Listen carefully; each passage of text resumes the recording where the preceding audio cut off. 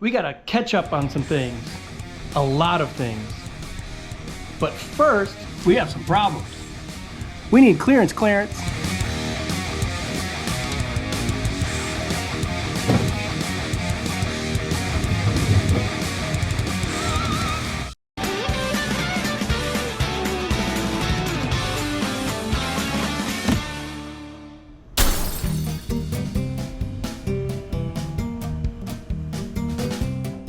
I need a place I could store this hood. So I was thinking, making a shelf above the garage door, specifically for the hood. But then I got to thinking, after taking the time to do that, make that shelf, and store it up there, I gotta put the dang thing on the truck anyway. So maybe today's the day. Today might be the day I take that scalpel and cut into this perfectly good hood.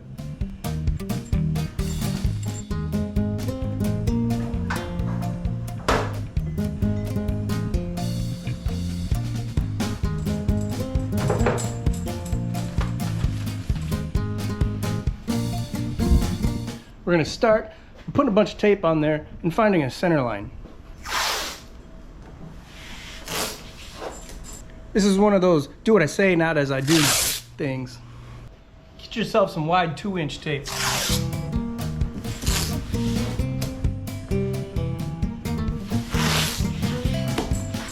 Alright, we're going to go ahead and find a center line. We'll do a mark close to the front, one about in the middle, and one in the back. And then we'll do a line all the way down. That way we start off with a reference of where the center of the hood is for the entire length of it.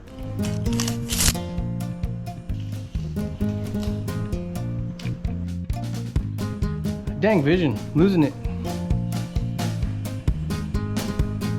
About 47 1/8.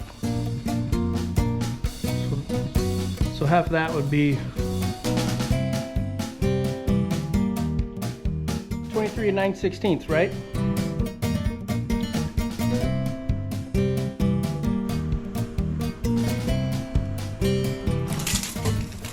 We got 49 1/2 back here. 24 3/4 would be half of that. We'll make a mark, and then we'll draw a line down the middle.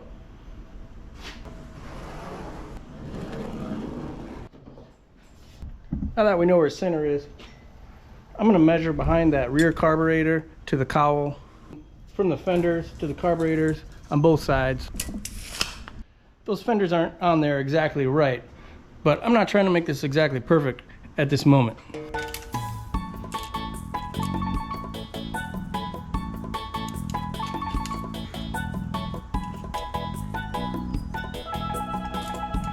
This goes up underneath the thing, bolts onto the deal, and ties into the rest of the jazz. Progressive throttle linkage. So most of the time I'll just be running off that center 2-barrel, and then when it's at about, what, 65% throttle, then it'll open up the other 2, 4, 6, all 3 2-barrels. Deuces. So this hole is going to have to be 4 inches from the center towards the passenger side to clear this tube, and 3 inches towards the driver's side to clear all the linkages on this side.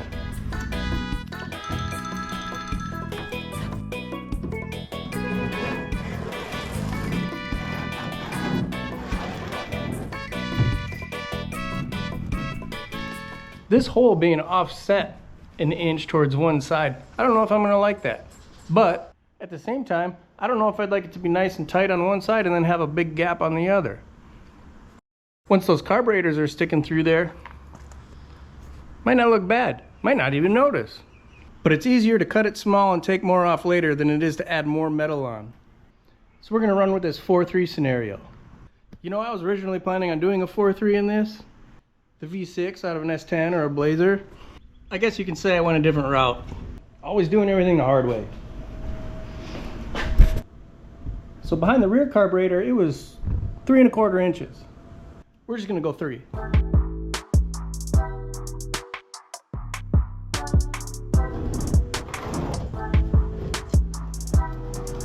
The next measurement I took was from the cowl to the front of that tube with the cap off. 24 feet. No, inches.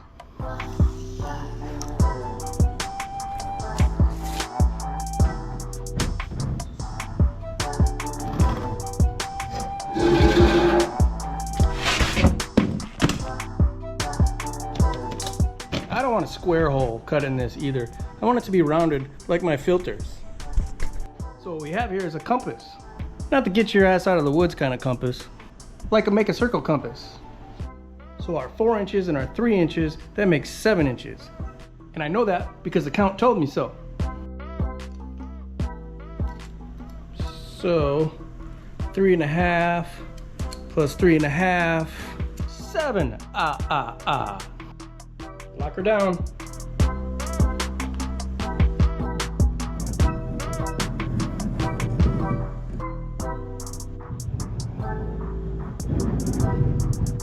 So we got our hole marked off here. I'm hoping it's gonna work around this corner. That's where this stupid tube needs to be. You know, and the thing is, that's a 350. It doesn't even need that tube.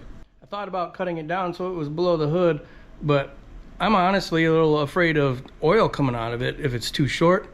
I don't know. Besides that, I already got the intake on there and everything, and I'd have to cut it with it on there, and then I'd be afraid of metal shavings getting in there, and that'd be no bueno. You know what is bueno though? These shirts. I gotta tell you, these Impala shirts turned out awesome. They were an old design. I re-released it. It's a pinstripe design that I did. It's the same front and back except for the car itself. It's got the front of a 64 Impala in the front and the rear in the back. I'll probably do something like that with a LUV on it too.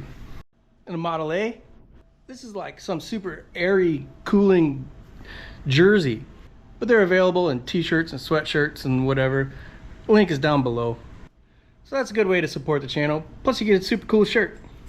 Anyway, let's get to cutting.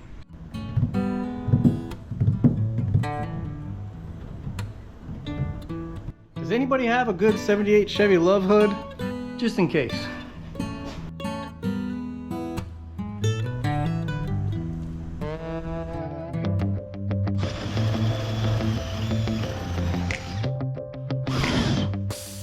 No turning back now.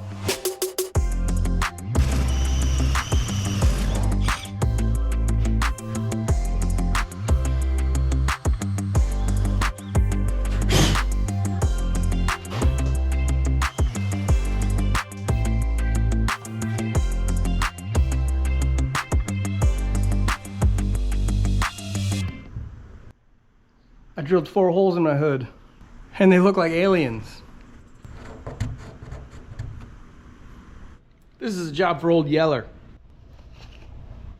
This cutoff wheel is kind of on the small side right now, so it'll actually be good for cutting those radiuses.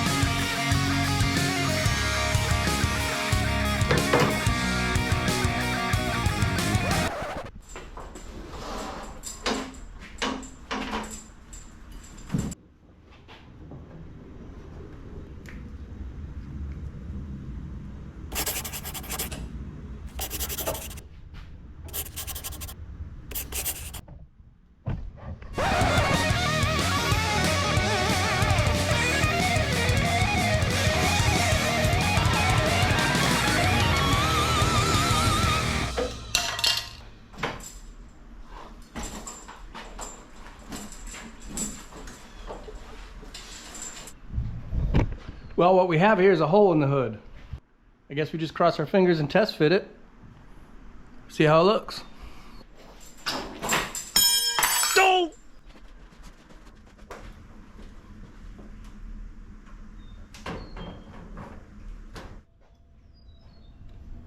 Definitely gonna have to adjust the radiuses here, because as I expected, that tube does not go through the hole. And I'm definitely not a fan of how it's offset to the side. So I'm gonna have to adjust those radiuses a little tighter and cut another inch off the driver's side just to center those carburetors in there. That mark right there will be reference where that tube actually is.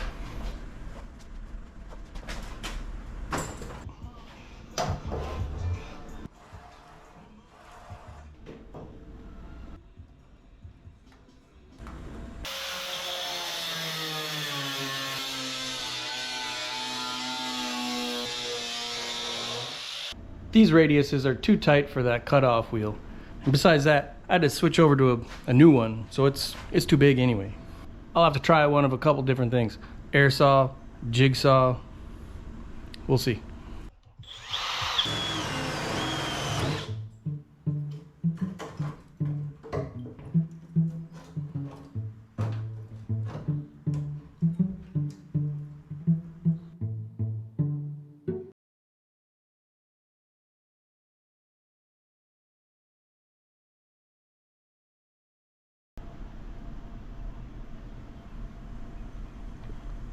Alright guys, it is a new day here.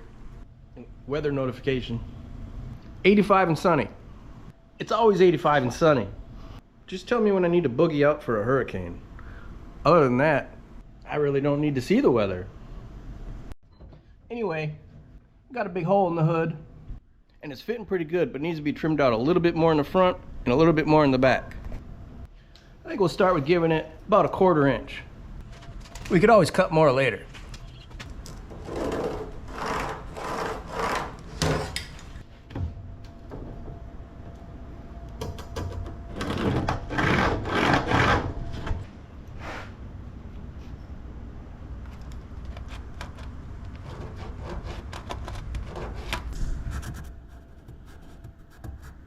We're gonna go a quieter route this time. I really never use tin snips, ever. They honestly frustrate me more than anything, but I'm gonna try to keep it down. It's early. My neighbor works 3rd shift, I think. Trying to be respectful.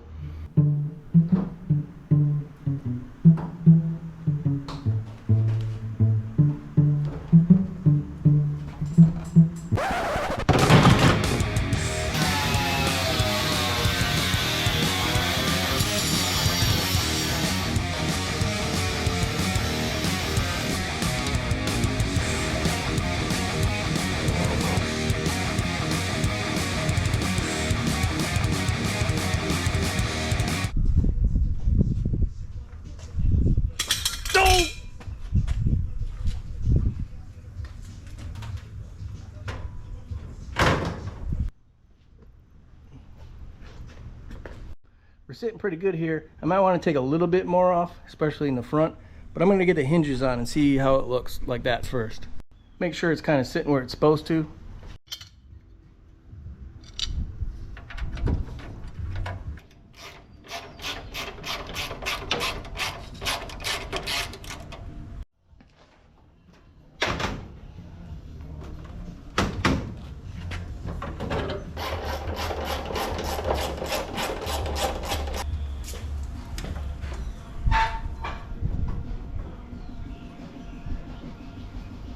It's free and clear, but I think I'll give it another 1/4 inch.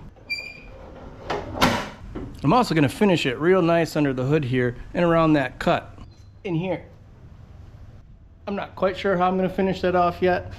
That'll be one of those things where a good idea comes to me after a while. That and the latch is gone because the distributor now lives where the hood latch used to. So we'll have to come up with some way of holding that hood closed. So we're gonna call that project a win. Big old capital W. So now that that is done, let's move on to something else today. This door handle is still there, so we gotta shave that like we did here. Side marker lights, front and rear on this side need to be shaved. We only got one seat mount made. We welded a 1/4 inch rod in the wheel opening. Made these inner fenders. We gotta do those on this side too. And we're gonna finish up the sound deadening in there. This is sound dampening from NVX. This is a 20 square foot kit here. It's got like 5 sheets in it. I'll put an affiliate link down below from Amazon.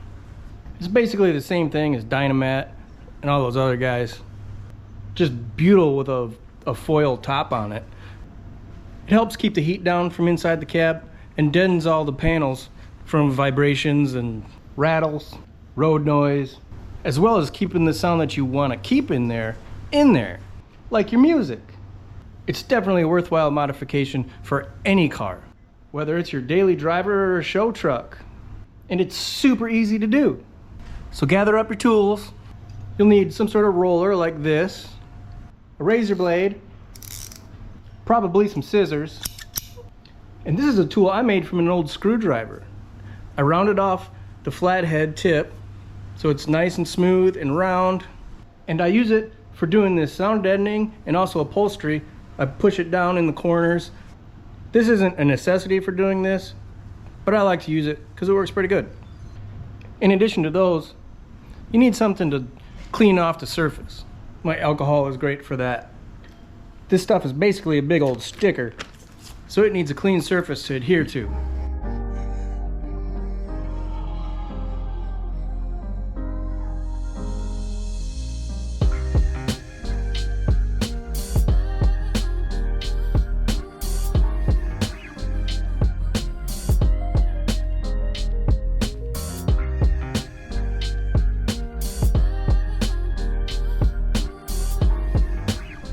Wife's home.